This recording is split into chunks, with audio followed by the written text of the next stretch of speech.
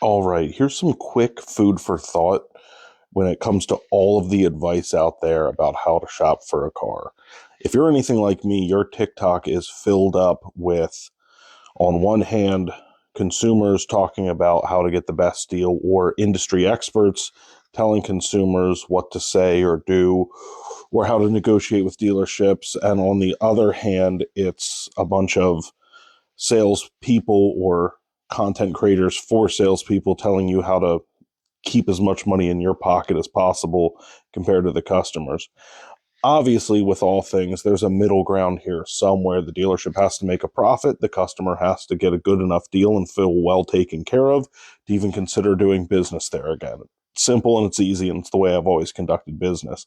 Now, a lot of what I'm seeing recently is coming into practice at dealerships. There are a ton of videos out there with all of the negotiation gurus telling consumers don't negotiate on the payment, negotiate on the out the door price. And there's definitely some truth to that. Like, you definitely want to do that, but that can't be the only thing you're focusing on. And more importantly, you can't do it with no logic. I recently worked a customer, and this went back and forth for days, and we were at a price of 74,000 out the door. This was on a used Hellcat low miles Charger.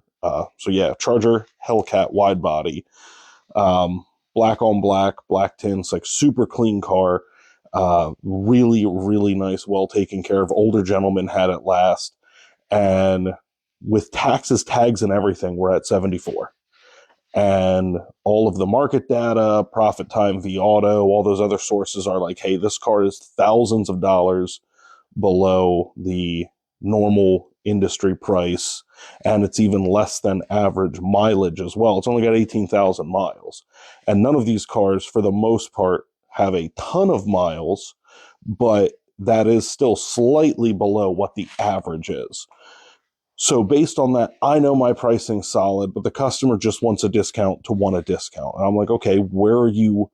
Like, what do you have in mind? I'm not going to sit here and play tennis with myself. I hit the ball to you, and I'm not going to negotiate with myself. I don't ask you if you say, hey, here's my offer. I say, man, give me another one.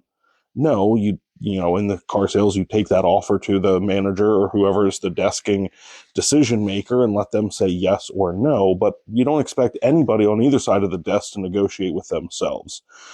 So I ask her what she has in mind. We're at 74 and she goes 70.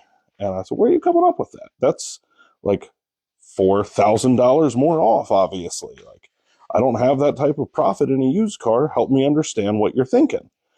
And she was like, well, that's just where I need to be for my budget. I'm like, oh, okay. Are you writing a check for it then? No, we're going to put like 40 grand down and finance the rest. So I punch in 40 grand down. She says her bank can get her like 5% interest. So I punch that in too. And I'm like, hey, cool. Yeah, you can use your own outside lender. Doesn't matter to me in the slightest, whatever makes you happy. But if you do that, you're going to be at a payment of 547. Can you handle that? Well, yeah, probably, but I want you to send me over the numbers. Oh, okay, yeah, I can gladly do that. And then she mentioned, but I'm not doing anything unless you have me at 70 out the door. I'm like, well, that's not based on your budget then. Your budget is for your monthly payment. You may like the thought of being at a certain number, but if you can't tell me why you want 4 grand off of the car and why it should be priced that way, then we kind of have nothing left to talk about. And that's not what my goal is. So I'm trying to keep the conversation going, but it's just not going to go the direction she wants it to. Because even if I can help her a little bit, after asking more questions and clarifying, she has said, I will not buy this car unless it's 70,000 out the door. And I said, let me get this straight. What if somehow miraculously I had a bank that could do a better interest rate or something?